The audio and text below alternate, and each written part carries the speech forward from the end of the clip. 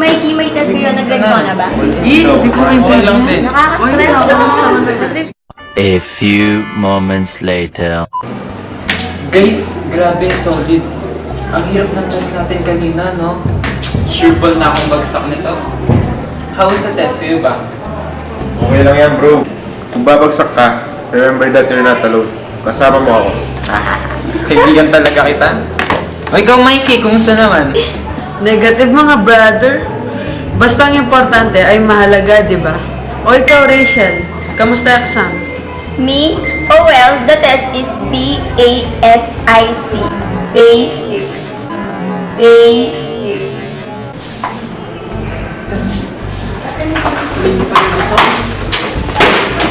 Hey guys! Bumalik kayo dito! Bumalik kayo dito! A few inches later.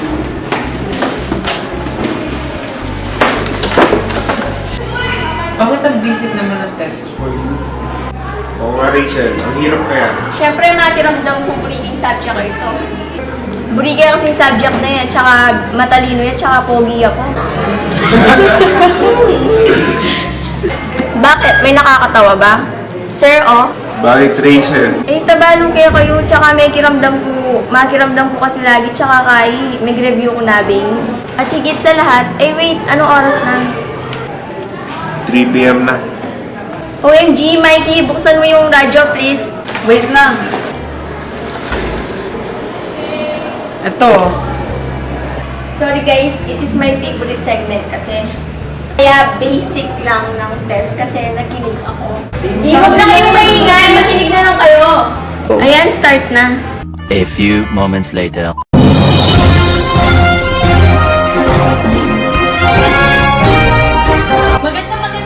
Magandang hapon sa inyong lahat na nakatutok, nakikinig sa kanilang mga radyo o sa ating Facebook live streaming ngayon.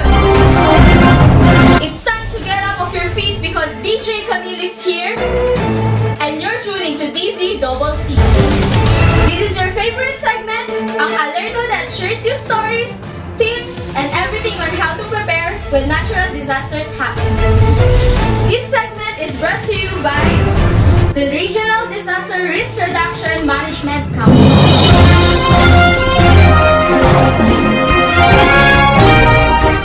Today, I have 3 featured stories I want to share with you. These stories will share us tips on how to survive during an earthquake, typhoon, and fire. Lindol, bagyo, at sunog. These are the topics which are timely and relevant here in the Philippines. For our first story, it is entitled Kuho.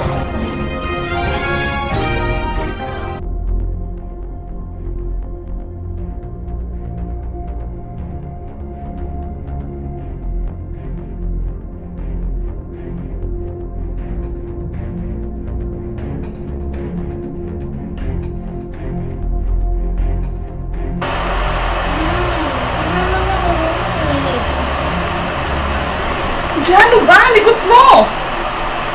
Ayoko na. Tatayo na ako.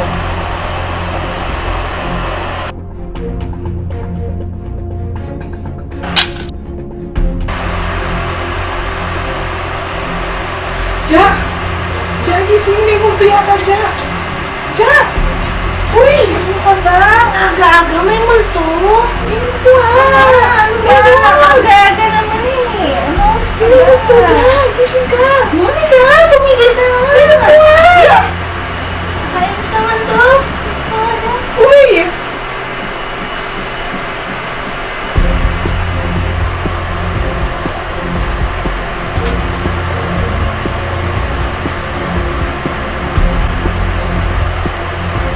Tol, tara na! Tara, please! Takpan mo yung ulo mo!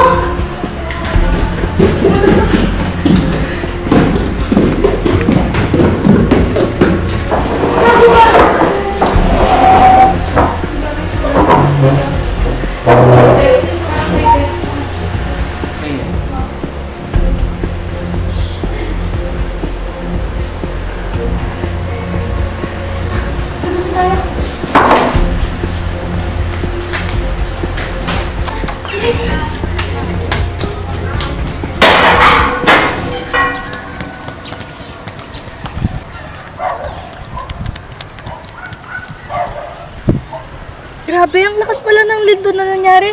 Buti na lang agad tayo nakalabas ng bahay. Tingnan mo to, oh.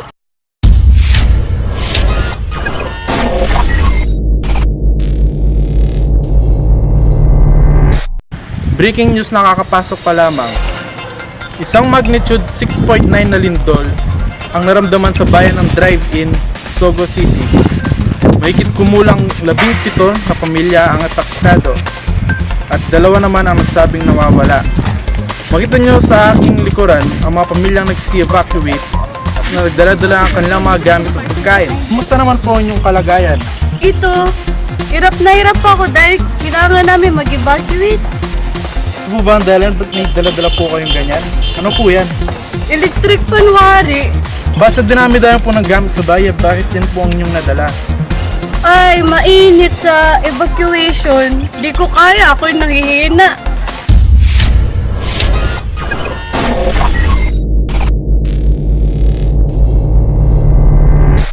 Itong balita tungkol sa lindol? Grabe, may mga namatay pa.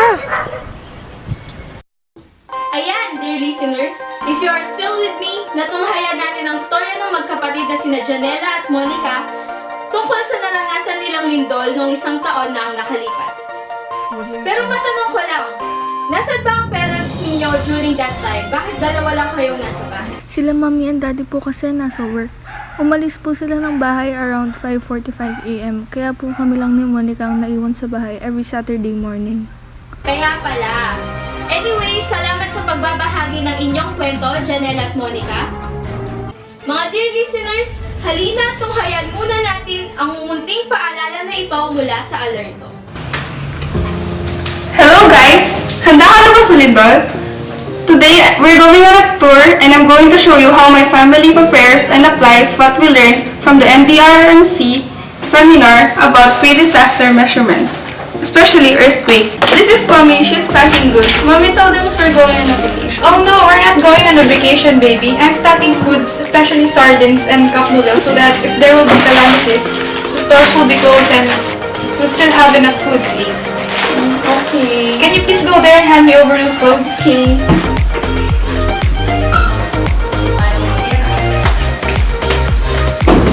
Here, Mom. Thank you.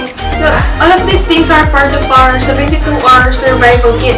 We have included water bottle, food, clothes, flashlights, let's also be alive. Oh wait, I also included here our important documents. Enclosed in the waterproof envelope. It is important to secure legal documents. Okay, Mom. You see, here are my Ate Camille and Ate Marky. They're doing something and putting it into a lunchbox. No, this is not a lunchbox. You call this a first aid kit. Why are you doing that? After earthquakes or any other calamities, it is safe to have one of that ready.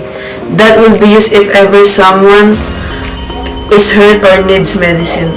For bubus and fevers, I get it. Yes, that its purpose. Also, always remember if there are natural calamities like fire, earthquakes, or typhoons, you need to stay with your parents. Okay? Lalo na ikaw, you're not a big girl yet. Okay. Then we're removing our decorations, the picture frames. At this one, this is an example of hazard approach. When an earthquake comes, it might fall on us. So better, we just remove it. By the way, Rog, can you still remember our contact numbers? Yes, Where you Mom. can contact us? I saved them in my phone. The Philippine National Police 117 Bureau of Fire Protection 02729-5166. That's nice, Raj. Yeah. Up until next time, that's it for my videos. I hope guys you enjoyed it. Bye. During an earthquake, one thing we should learn is how to maintain our presence of mind, don't panic, and stay calm. So how would we know if an earthquake will occur? Up to date, there is still no technologies available that could precisely detect when an earthquake will come. That means we should be prepared all the time. One can assume that there is an earthquake through different signs. One is when there is an odd and observable swaying of your door, like this one. Or sometimes, you may even feel dizzy, like this one.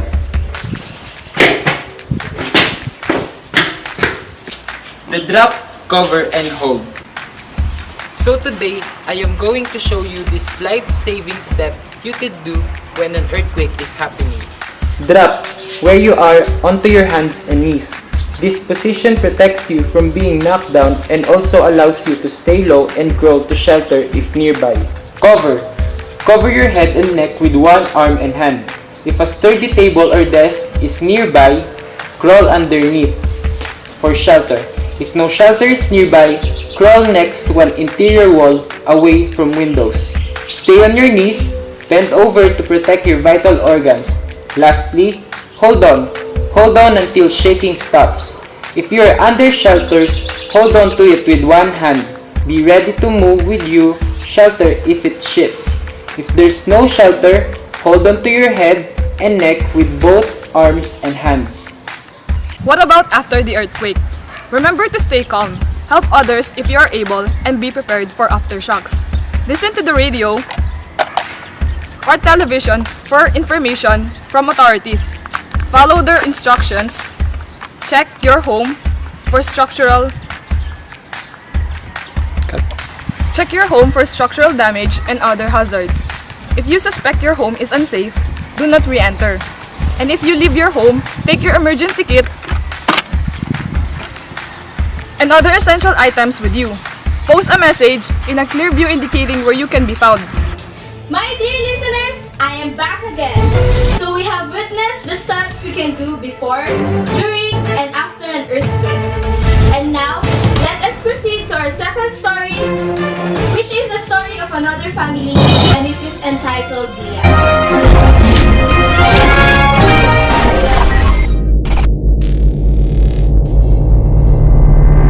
A large fire swept through a small community in Angeles City around 10 p.m. at night. According to the initial report, there are 7 recorded deaths and 22 injured.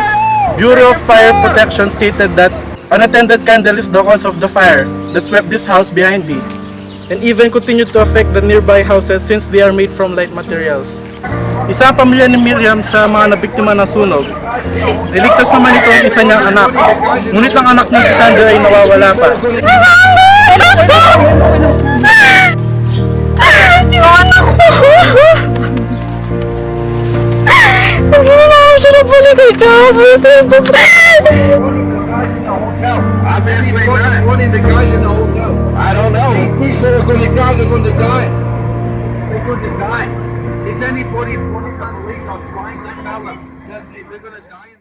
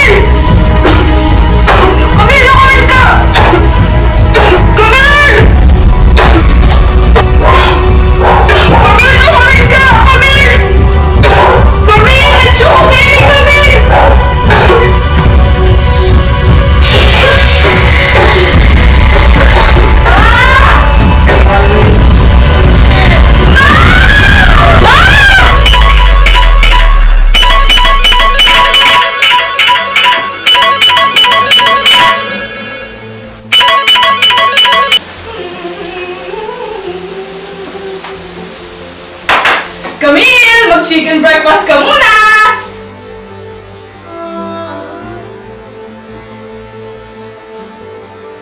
Ano ka? Bakit? I really had a nightmare na ayoko magkatotoo. Preparedness is the important key in all crises, but being prepared does not always equate to prevention. However, in some cases, as in fire safety, preparations can prevent fires and can most certainly save lives in cases where a fire hazard is somehow overlooked. Knowing what to do in cases of fire can also be beneficial in cases where you are. We are going to share with you tips on fire before, during, and after a fire has happened.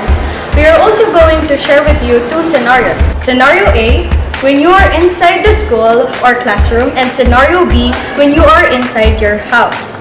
When you are inside the classroom, you have to check if there are water sprinkles or smoke detectors. If there are none, do not hesitate to ask the office about the importance and the need of installing this one. Fortunately, we have them in our school. It is important because it will minimize the danger imposed by fire when it happens, and it will further alarm the school so people would have more time to evacuate before the fire continued to grow bigger.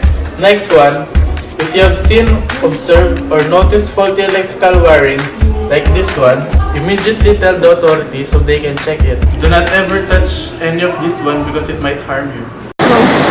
When you're inside your home, it is your utmost priority to always be safe, especially from fire.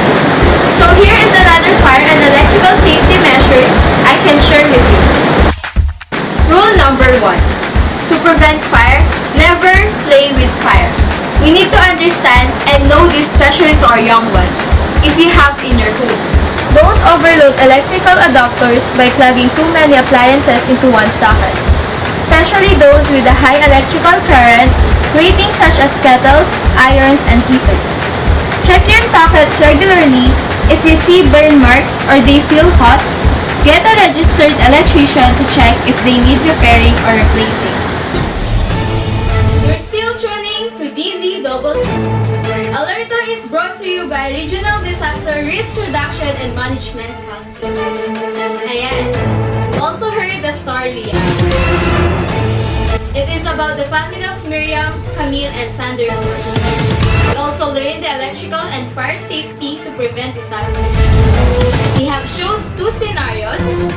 Scenario A, when you're inside the school, and Scenario B, when you are inside your home.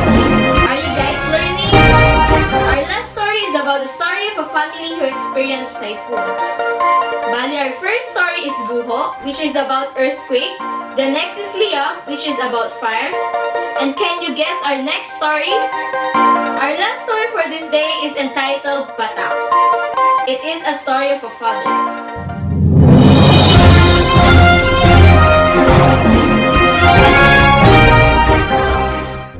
My daughter was the happiest girl on Sunday afternoon when I left the house. She was 7, and my wife, she was pregnant on our second. Playing in the rain, she enjoyed it very, very much. She loves rainy days. Sailing paper boats is her favorite part. There is a very shallow stream near our house.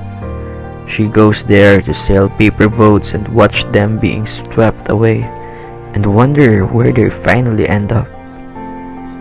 As she follows the paper boats, she didn't care that the water is contaminated. My wife tried to run for her to get her out, but she fell off.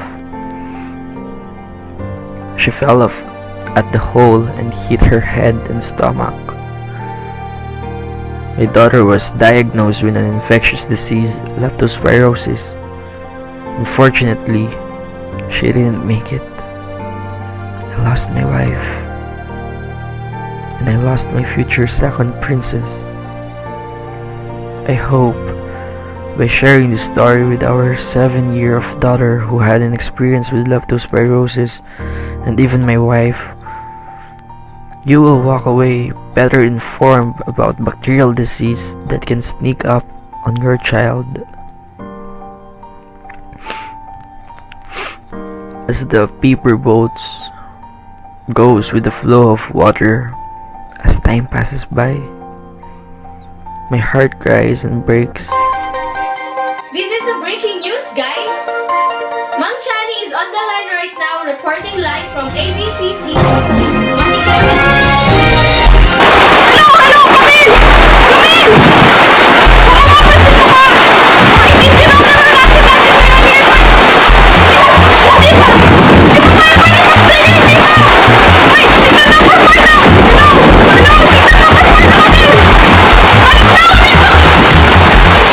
Grabe ang bagyong yon.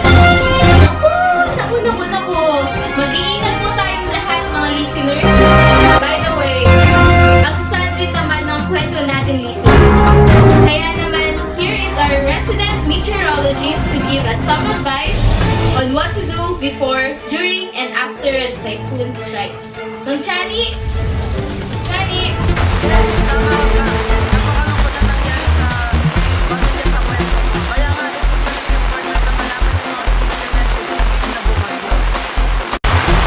During typhoons, if no advice to evacuate was announced, then better stay inside your house.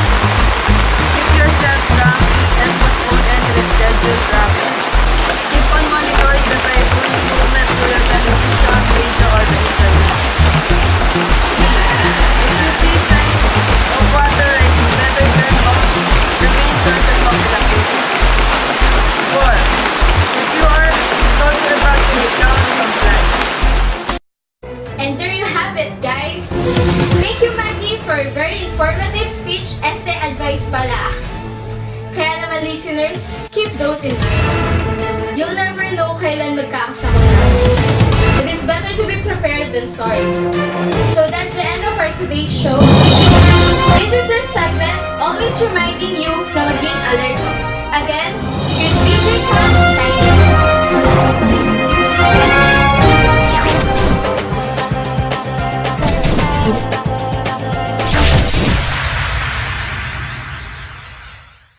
Come, let's play. Come, let's play. Fun is what we crave. O diba guys, ang dami ninyong natutunan. Oo naman, gusto ko yung guho na kwento, yung tungkol sa earthquake. Kasi natutunan ko yung drop, cover, and hold. Tapos bukod doon, natuto rin ako kung ano yung mga kailangan natin gawin before, during, at saka after ng earthquake. Alam nyo, lahat naman maganda eh. Kaso tumatak rin sa akin yung last yung patak. Diniscuss kasi ni Mang Chani kung ano yung mga dapat gawin bago ang bagyo. Kapag may bagyo na at pagtapos nito. Ako naman, pinaka-nagustuhan ko yung sa liyab. Dapat talaga mag-ingat tayo sa mga electrical wires at iwasan natin maglaro sa sunog, no? Isa pa natutunan ko kung ano yung gagawin pag may sunog at pagkatapos nito. Sabi ko sa inyo marami kayo natutunan, di ba? Ako rin, pero wait lang. Hindi ba kayo nagugutom? Tara, libre ko na, sige. Wow, pati paglilibre mo, B-A-S-I-C. Basic! Ganyan sa Kasi manlilibre mo sila.